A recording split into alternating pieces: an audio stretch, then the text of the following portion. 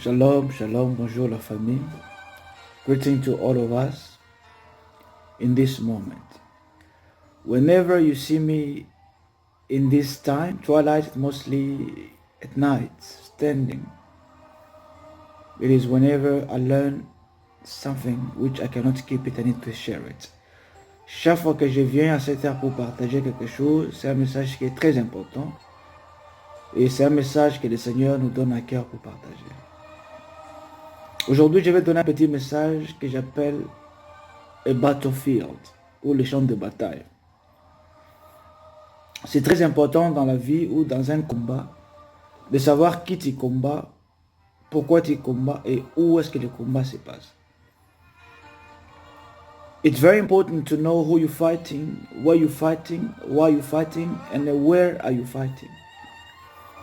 For us as Christians, accepting it or not, we know Christianity, it's a battle life, it's a fight. And in this battle, there are strategies that Satan has already have, and he keeps developing all the time, trying to see how to destroy us. Dans ce combat ou dans cette vie chrétienne que nous croyons, c'est un chemin où le combat est là et sera toujours là que le diable utilise toutes méthodes possibles pour nous avoir. Et dans ce combat, il y a un endroit où j'ai pu découvrir, où le combat se passe. Si vous arrivez à posséder le territoire en question, vous avez gagné la victoire. Je comprends maintenant pourquoi les combats des pays, une fois que vous occupez le territoire, vous aviez gagné le combat. I understand today why the battle between countries, the key there is to occupy the land. Once you occupy the territories, you've overcome the battle. Le plus grand combat que nous avons, je peux nous dire, ça se passe par l'externe. Le combat que nous avons, c'est un combat qui a commencé au temps de Rebecca. La Bible dit qu'en toi, il y a des nations. God said in the time of Rebecca that within your stomach you have two nations. That is where our battle starts. La Bible nous a donné un exemple d'un semeur. The Bible has given us example of a person who went to sow, a sower. Vous allez remarquer que dans la semence, il y a eu plusieurs semences qui se sont passées. Mais la semence n'a pas changé. Quand la semence se faisait que se s'aimer.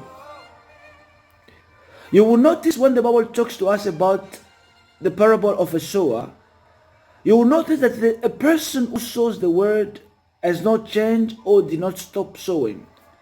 Because he kept on sowing. But what changed was the field that has to receive the seed. Ce qui a changé, ce n'était pas le semeur, mais c'était le field ou le champ de la semence qui avait changé.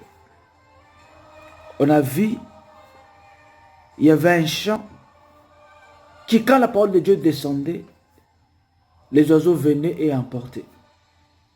Et l'autre, il y avait les pierres. Et l'autre, c'était une bonne terre. You saw in those examples the Bible given us, there are places where the word of God fell. When the word of God falls on something, but the bird comes and takes it away. Another place we see there are thorns and stones that hinders the seed that was sown. Vous avez vu que dans l'exemple des paraboles, que la semence était toujours la semence, c'est la terre qui recevait qui était un problème. Et il y a plusieurs sortes de terres. Je peux summariser cela pour nous dire, ce combat est vraiment grand. Et le diable s'assure de tout moyen que cette parole n'arrive pas à tomber sur une bonne terre.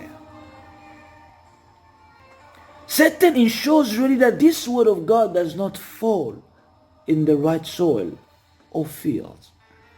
He multiplies all methods and mechanisms to hinder us. Il multiplie tous les moyens possibles juste pour ne pas vouloir que cette parole trouve place dans les cœurs. Les combats que nous avons, ça se passe dans les cœurs. Et l'homme qui arrive à contrôler ou à vaincre les combats du cœur, il a tout vaincu. C'est pour cela que notre Seigneur Jésus-Christ disait toujours, gardez vos cœurs. Gardez vos cœurs, que vos cœurs ne se troublent point. Pourquoi? Parce que la victoire se passe dans les cœurs. Our Lord Jesus Christ warns us and tells us many times to really keep and watch over our hearts, because that's where the battle takes place. The one who wins, who manages to control the heart, overcomes the battle. Our Lord to remind us, Satan does not sleep. He does all that it takes to prevent us from having a peaceful heart. Therefore, let us meditate in the word every moment. Whenever the challenge comes in, we must always reject it. Because thorns, worries, all things will come. But let us reject them.